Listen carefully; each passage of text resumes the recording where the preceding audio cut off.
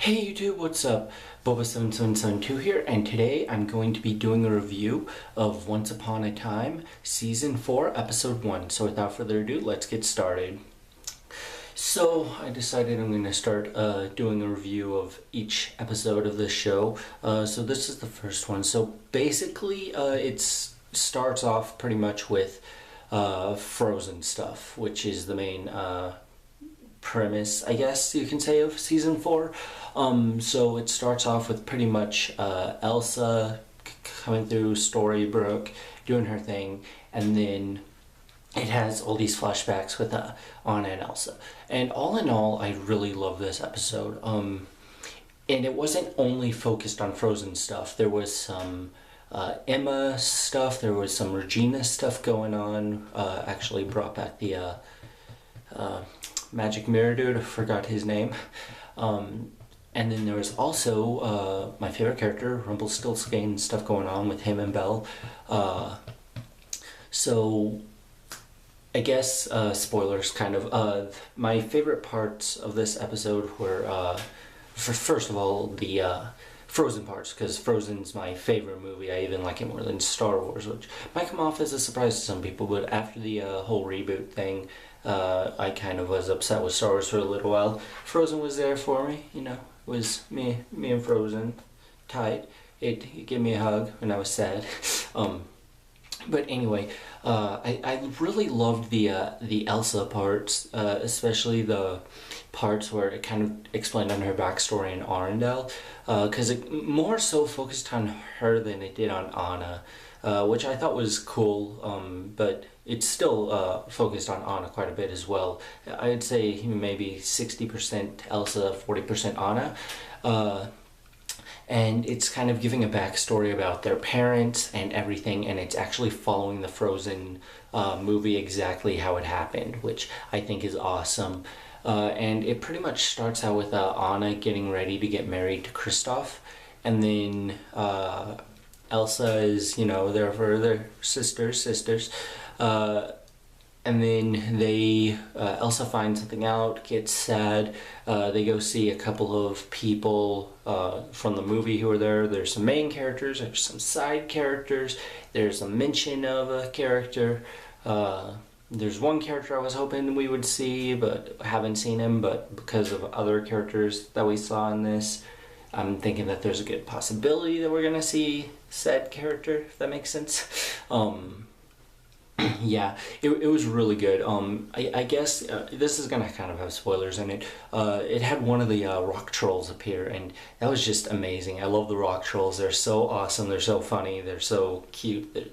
Yeah, it was great. And then aside from, you know, that whole storyline, we had the Storybrooke storyline. So there was pretty much the drama going on with Emma and Hook, the drama going on with Regina, Robin, and Marion, all that stuff. And then there was Rumpelstiltskin. I keep wanting to call him Richtofen. Rumpelstiltskin, which is my favorite character of the show. Elsa might take your place, Rumpel. Him and Belle, they reenacted the Beauty and the Beast scene. Rumpel wore the Beast's outfit from that was in the movie. Belle wore her yellow dress that was in the movie. It was really amazing. They ended up dancing. It was cool. I liked it. And then aside from that, Regina is trying to, at first she was gonna try to kill Marion, and then she's like, no, I want to find the person who made magic so that villains, or at least reformed villains, can have happy endings too. And is using the magic mirror for that ache. My dog's laying down here and I'm petting him, by the way, so he's so cute here. Say hi to the camera, Nick. Say hi to the camera. He's a great dog.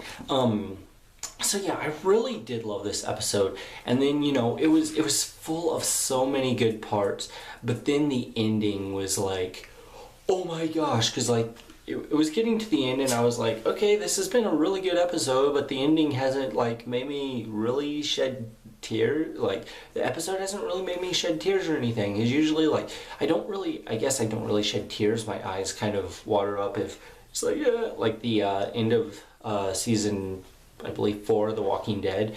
It can just have stuff to like make my eyes water up because I'm like, oh my gosh, I can't believe it.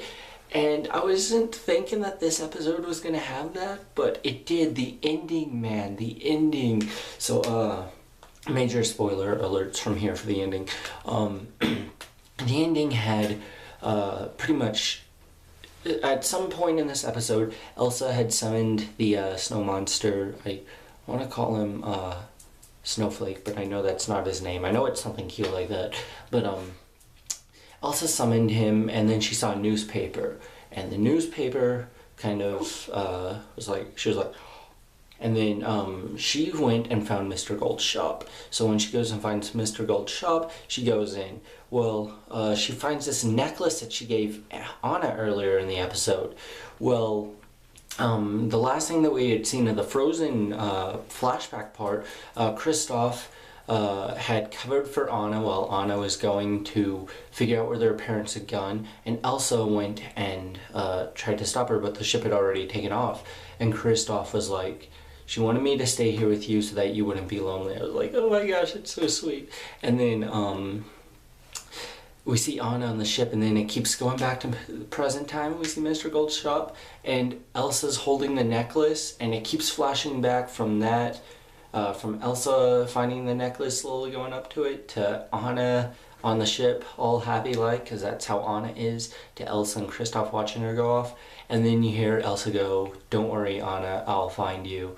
And then Kristoff also tells Elsa that the place she's going is known to the locals as the I forgot the name. The place where Snow White and Prince Charming and Regina are all from, the Enchanted Forest. Kristoff goes, it's known to the inhabitants as the Enchanted Forest. So we can tell at this point that Anna never returned, that Elsa somehow got captured by something, and Rumpelstiltskin had to lock her away because the magic was too dangerous for even him to control, as we saw last season. So something's happening in the flashback scenes. We're gonna hopefully see more with Anna too, but Elsa's probably going to figure out that Anna is not coming back, go look for her, get herself captured, and then there'll probably be a bunch more details. But oh my gosh, guys, it was crazy. I was like freaking out. It was such a good episode. Hashtag Team Elsa, hashtag Team Rumpelstiltskin.